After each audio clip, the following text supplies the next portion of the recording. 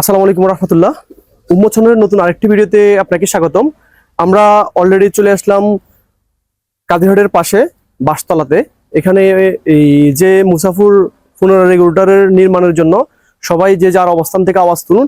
এখানের যে ভাঙ্গনটা শুরু হয়েছে এখান থেকে প্রায় ২৭ কিলোমিটার দূরে হচ্ছে মুসাফুর। তারপরও এখানের ভাঙ্গন কোনোভাবে থামছে না। এখানের যে পরিবারগুলো আছে এগুলো আস্তে আস্তে বিলীন হয়ে যাচ্ছে। যত রাত গভীর হচ্ছে ততই তাদের মধ্যে আতঙ্ক বিরাজ করতেছে।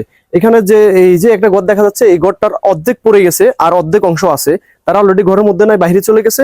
আমরা এই মুসাফুর রেগুলেটর পুনরায় নির্মাণের জন্য যে যার অবস্থান থেকে জোরালোভাবে আওয়াজ তুলুন।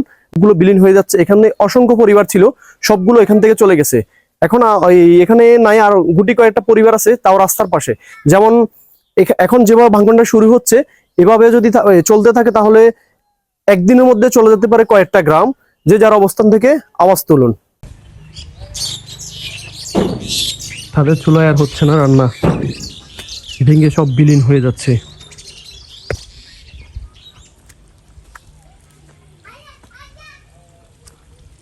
যতই রাত গনিয়ে যাচ্ছে ততই তাদের মধ্যে আতঙ্ক বিরাজ করতেছে।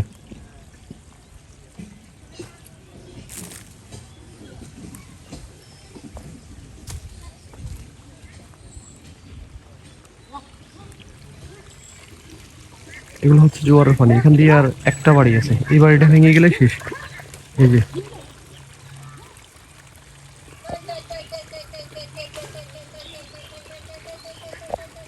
এগুলা ভেঙে ভেঙে পড়তেছে। যখন জোয়ার আসে তখন ভালো থাকে, জোয়ারটা যখন নেমে যায় তখনই এখানকার ভাঙনটা শুরু হয়।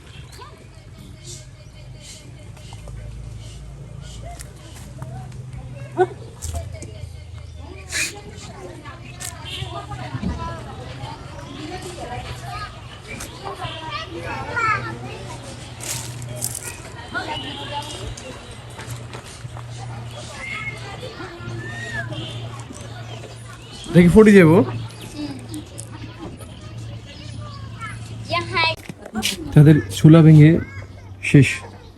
এই চুলায় রান্না হচ্ছে না, তারা নতুন চুলা নির্মাণ করতেছে। দেখেন অস্থায়ীভাবে এটা যে কোনো জায়গায় যাবে নিয়ে যেতে পারবে, ওই হিসেবে ওরা তৈরি করতেছে। কারণ এখানে তো আর বেঁচে থাকা সম্ভব হচ্ছে না।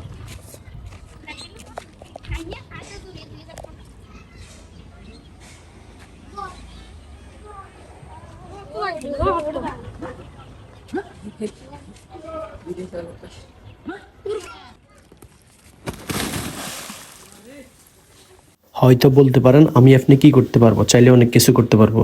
আমার আপনার একটা শেয়ারও এই রেগুলেটরের কাজ চালু হতে পারে। ভিডিওটা শেয়ার করে দেন। ভালো থাকবেন। আসসালামু আলাইকুম রহমতুল্লাহ।